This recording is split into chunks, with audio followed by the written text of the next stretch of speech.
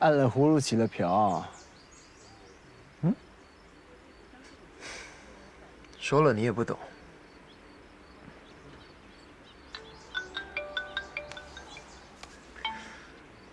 怎么样？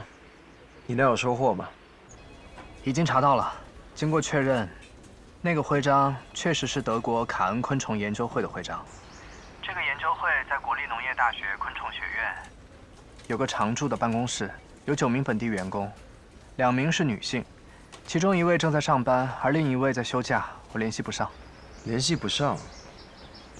联系不上的这个叫什么名字啊？多大年纪啊？啊，她叫兰雅，年龄是29岁。是这个办公室里专门负责昆虫标本制作的工作人员。OK。照片已经拿到了，我这就发给你。发过来。照片发给老大。收到。好，那我就先挂了。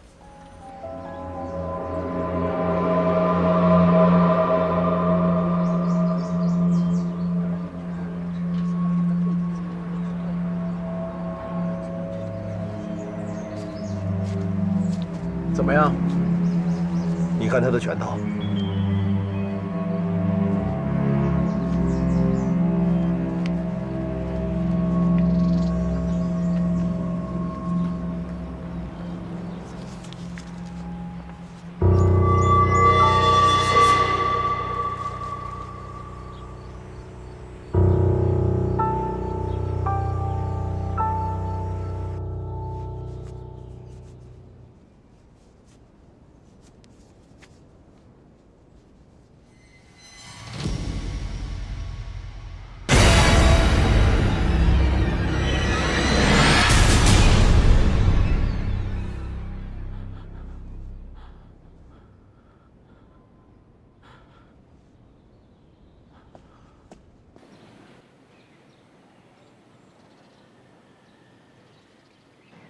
好的，今天非常感谢。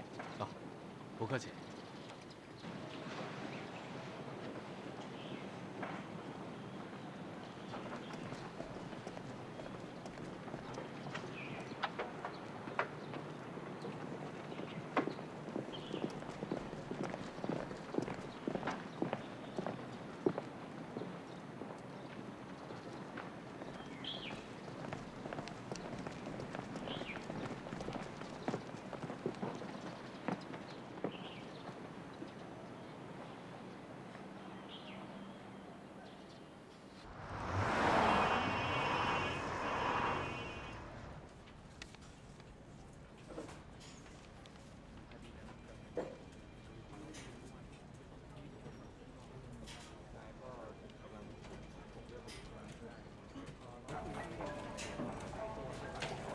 这么快就回来了？是，我直接带了2个痕迹兄弟跟我一起去的。我们在兰雅的办公位提取了些相应物证，已经拿去确认了。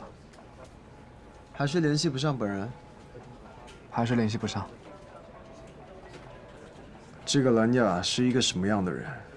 他的同事说，他性格内向，平时比较安静一些，总是一个人独来独往。除了上班，他跟同事的交集很少。然后他的父母亲人也都在外地，他是自己一个人在这个城市生活的。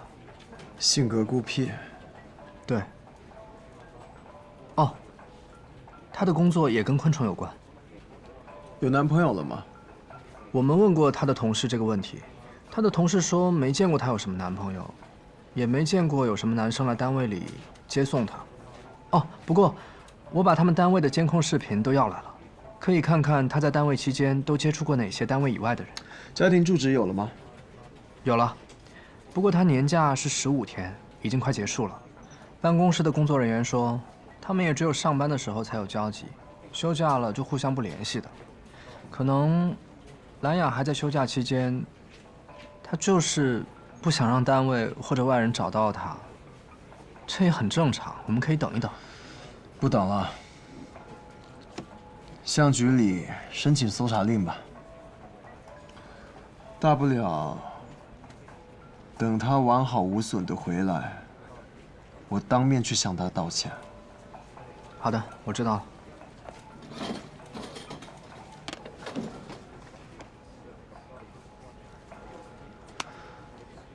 最好你休假结束就能出现，我宁愿去向你道歉。拜托。队长，哎，你有病啊！尸检报告。出点声不行吗？是。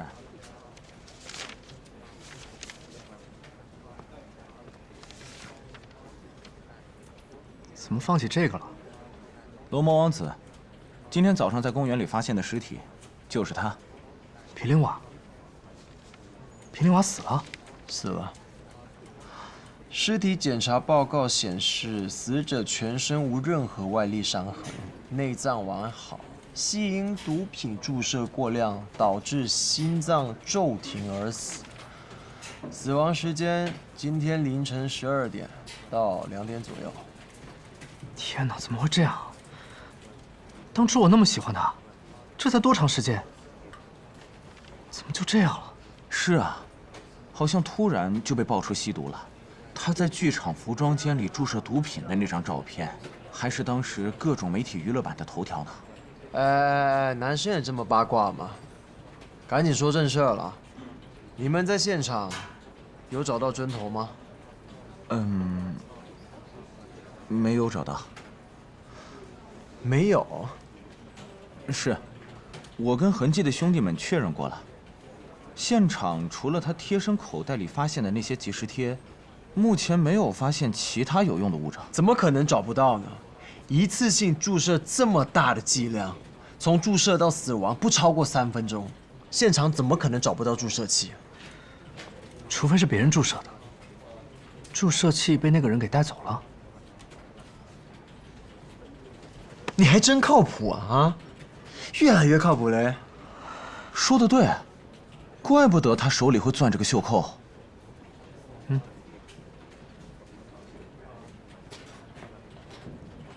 怎么了？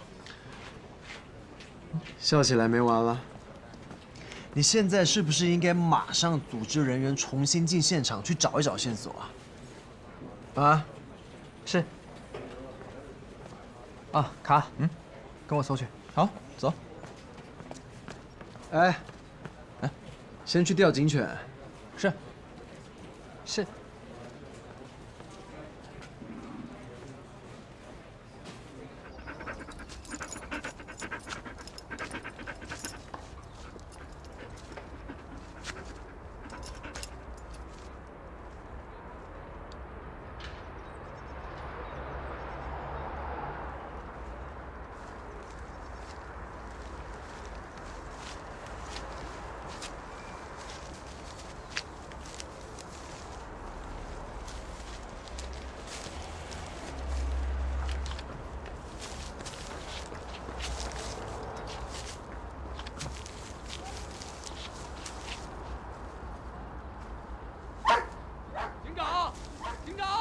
说，找到了，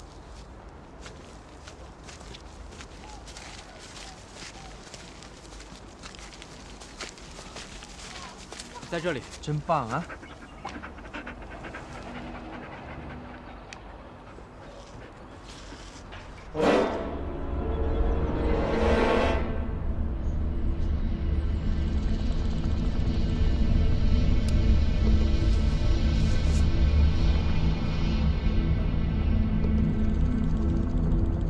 从皮林瓦死的地方到这里，也就是15、16米左右。如果是自己注射的话，针管应该就在身边，怎么会把针管放在那么远的地方，而且还埋起来？如果是别人注射的，又干嘛不把针管带走，而是埋在离死者这么近的地方？你确定死者注射用的就是这根针管吗？那倒是不确定。那就先别嘚瑟了，啊，继续搜，继续。是。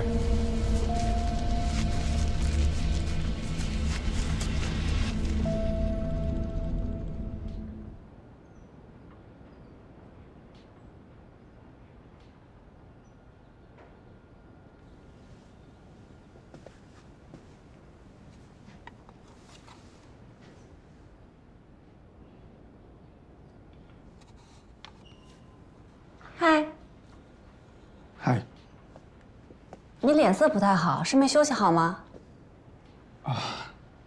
我每晚都休息不好，颈椎问题，一直找不到舒服的睡姿。那你有试过中医按摩吗？没有。所以嘛，你可以试一下，虽然不能根治，但是可以缓解。你的那个天呢？哦，他去学校报到了，明明是来留学的，可是来了快1个月了才去报到。有什么需要帮忙的吗？哦，我在受害者的小肠里面找到一部分蛆虫，我刚把它们安置好。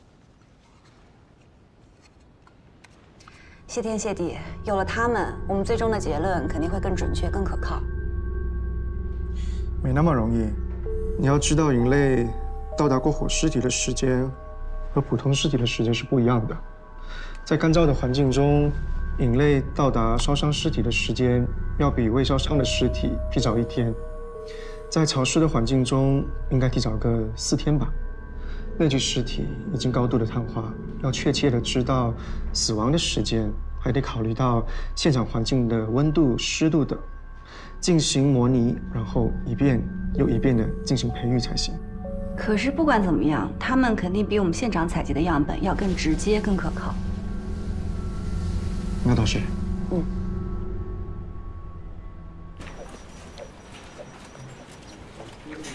加油，我相信你可以的。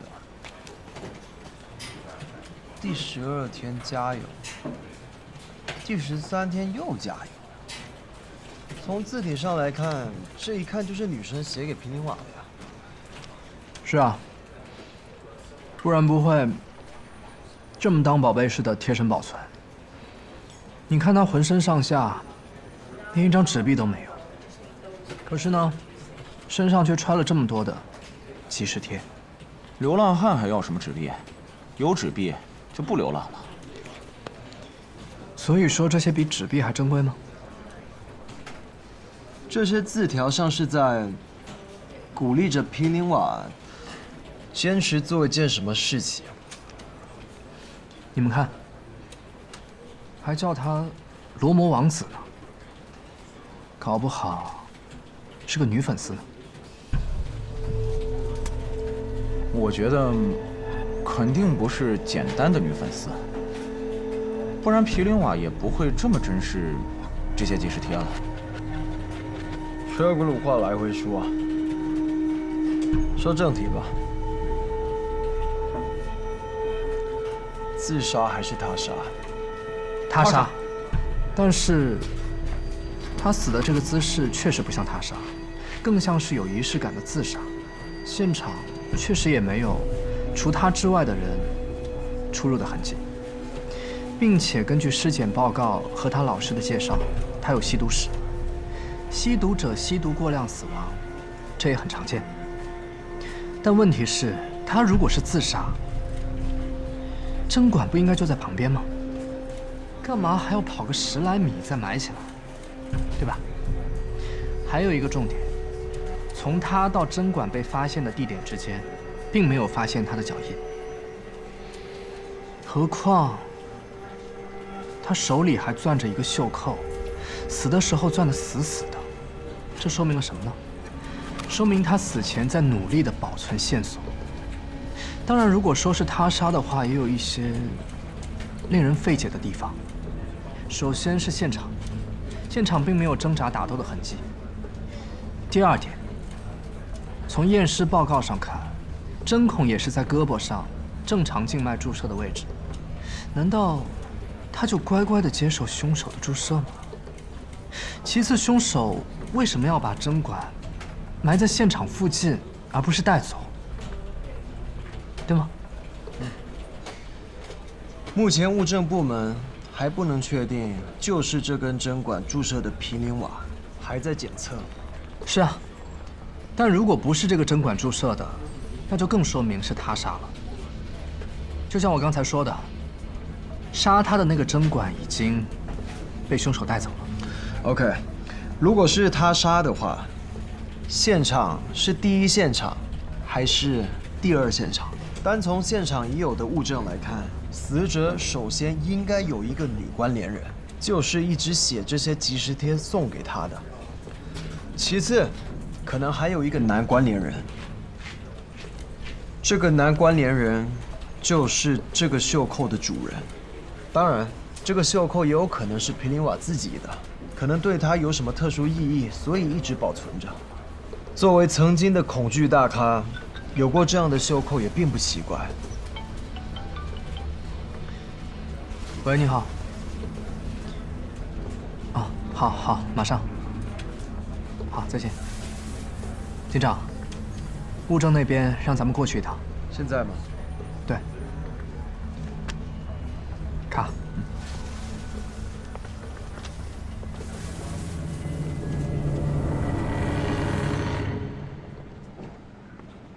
怎么样？这些都是德从兰雅单位带回来的监控视频。从视频内容看，兰雅在单位的工作相对规律，也很单调，接触的基本都是同单位的同事，看不出她与哪个同事关系更加亲密，尤其是那些男同事。不过，我们在兰雅办公室的监控视频里发现了这个。这个男人在这个位置出现过好几次了，我们把视频处理了一下。警长，皮林瓦，就是他。他怎么会和兰雅扯上了关系？我去，这可是大事。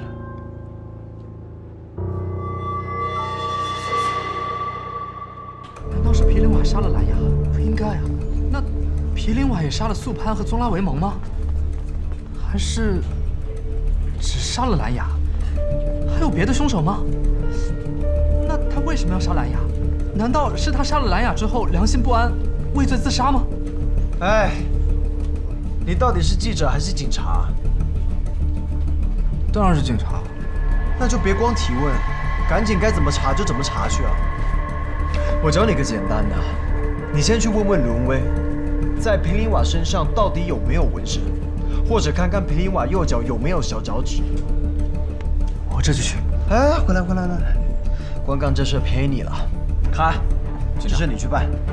同时开始排查全市范围内的各类监控，看看皮林瓦都在哪里出现过，都接触过什么人。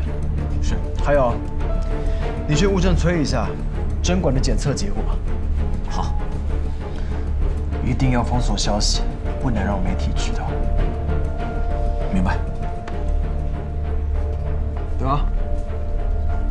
你跟我走，咱俩一起出去摸一摸皮林瓦的社会关系。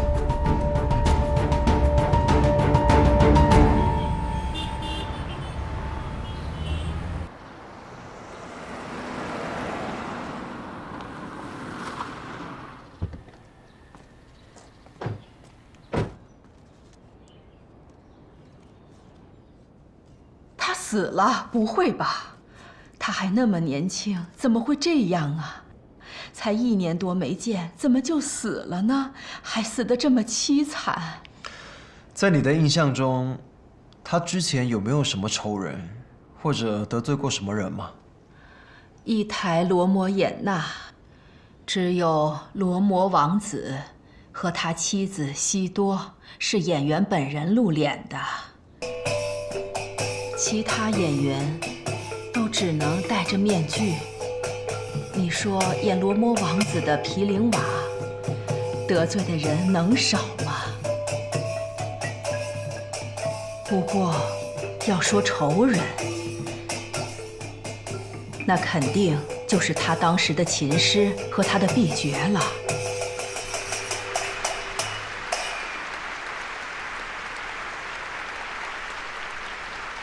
这2个人是叔侄，因为无法撼动皮林瓦 A 爵的地位，就合谋陷害了他。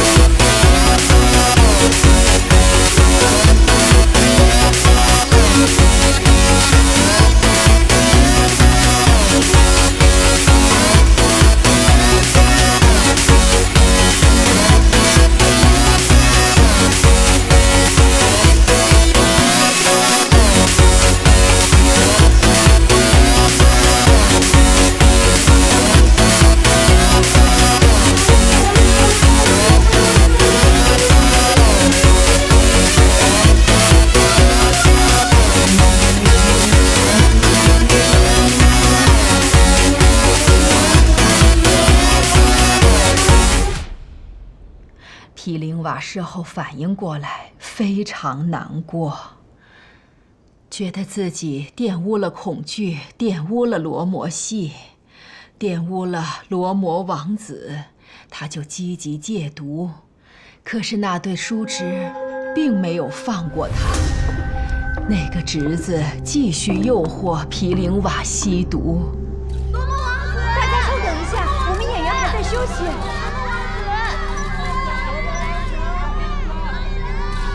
不等了，我们去找他。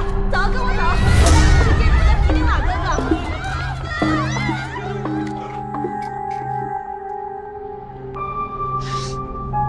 你们都知道，恐惧表演动作复杂，每一个动作、每一个舞步都非常严格。演员需要从6、7岁就开始学习，到17、18岁才能登台表演。而毗陵瓦是难得的天赋型演员，有难得的刻苦。我带过那么多学生，他是唯一的一个。可是吸毒是犯法的，剧院肯定不可能再留他。事出之后，毗陵瓦更觉得没脸见人了。那他离开剧院之后，你们之间还有联系吗？他根本不希望我们找到他。那剧院呢？有他家的地址吗？他哪里还有什么家呀？我听说，他早就倾家荡产，只能露宿街头了。对了，他是怎么死的呀？他是自杀，还是他杀呀？目前还无法确定是自杀还是他杀。如果他真的是自杀，我并不意外会这样。这孩子少年成名，突然遭受这种打击。那您知不知道那对叔侄现在在哪儿？那叔侄被抓起来了，他们还被判了刑，真是恶有恶报。那他们放出来了吗？这个我就不知道了。确认一下。好。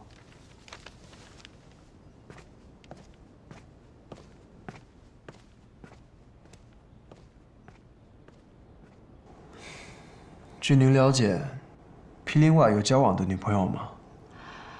他全部心思都在恐惧上，每天到剧院练功，从早到晚风雨无阻，从不懈怠。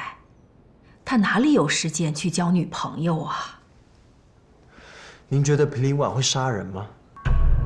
他杀人？不可能吧！王八蛋！这小子在搞什么名堂？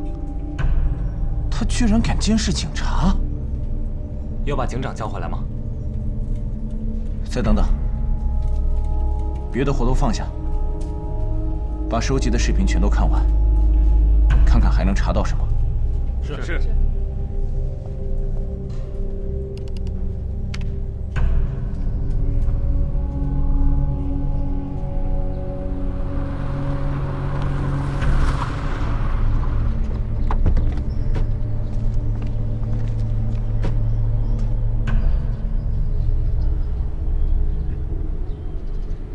认识这个人吗？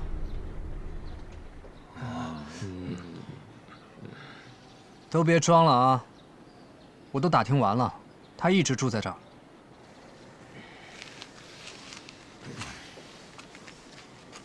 看清楚，我是警察。你们要是知情不报，我让人把你们轰走了不说，还会把你们全都抓进去。是，他一直跟我们住在这儿。不过昨天就不知道他跑哪里去了，现在都没回来。他以前这样吗？白天我们都是各自出去，但晚上都会回来的。我们倒是不需要家，只不过是这里待习惯了。你们知道他是大明星吧？知道，很多人都知道他是大明星。前2天还有人来找过他，还有女粉丝给他送饭。大明星又怎么样？还不是和我们一样睡桥洞？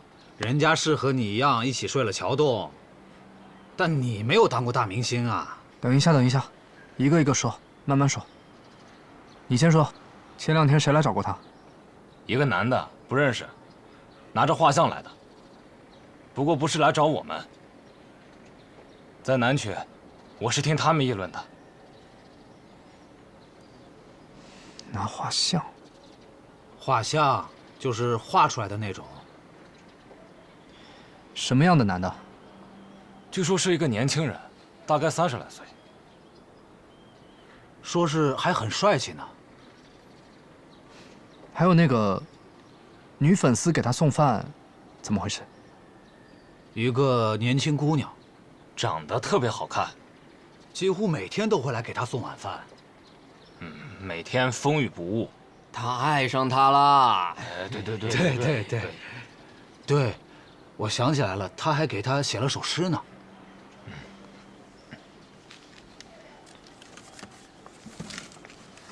这是他在废纸上写的诗，且看。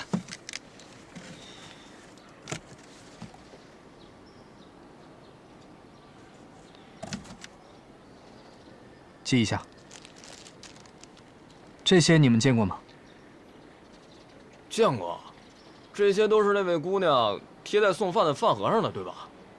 每次来送饭，饭盒上都贴一张。居然已经这么多了，这些怎么会在你手里啊？他到底怎么了？他没怎么。哦，那姑娘，你们刚刚说的那个送饭的姑娘，是她吗？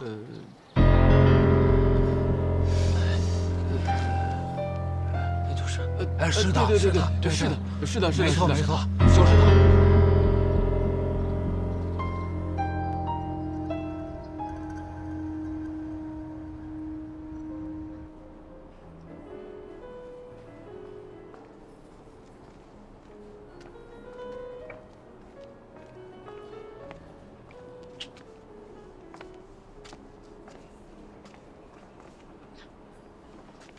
我来了曼谷快1年了，都不知道有这么漂亮的地方。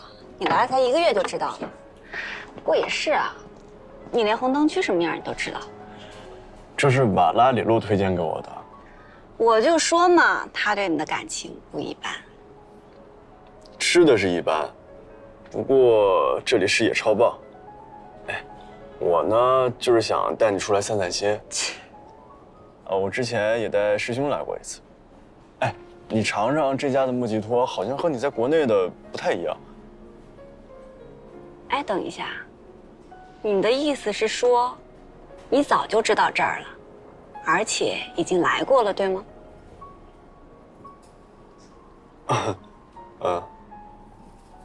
？OK， 拜拜。哎，我错了。你哪儿错了？我应该第一时间就带你过来。什么都知道，就是做不到，是不是更可恶？非常可恶，但是我发誓，绝对不会有下次。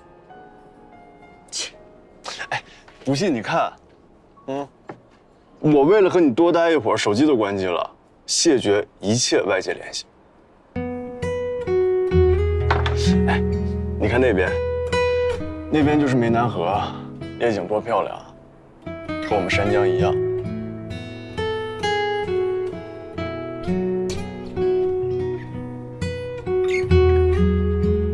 景天，你真的变了，变得舒展了，放松了。因为有你一直陪着我。还变得会说话了。当然了，还有瓦拉里洛的。不过我不带你来这儿，也不能全都怪我。那个马里奥用人用的也太狠了，我们平时见面的时间就很少。你看，瓦拉里洛也很需要我，不过也没像他那样。我刚夸完你会说话。我是在吃马里奥的醋。虽然我不相信，但是我愿意相信。不知道为什么，我看你变得油腔滑调了，我反倒挺开心的。我也很开心。可以把心里想说的话都说出来。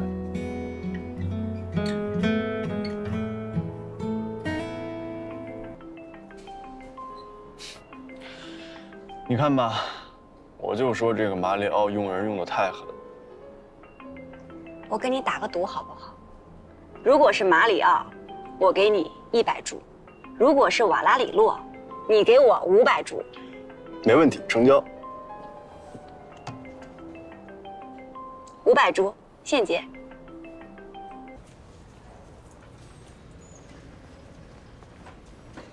手机怎么不开机啊？今天有比较重要的事情。金玲，你见过这个袖扣吗？为什么问我这个？你是说，是马里奥的？是吗？好像是见过。你确定？不敢完全确定，但是应该见他穿过有类似袖扣的衬衫。怎么了？这根袖扣是今天早上在这位死者手里发现的。这种袖扣不可能只生产那么一个吧？这种衬衫也不可能只生产马里奥那一件吧？那你看看这个，把文件打开。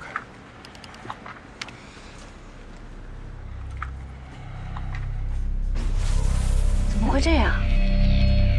所以我才想要问你啊。问我？问题是我也不知道啊。你认识死者吗？见过吗？没有，一点印象也没有。开下一个。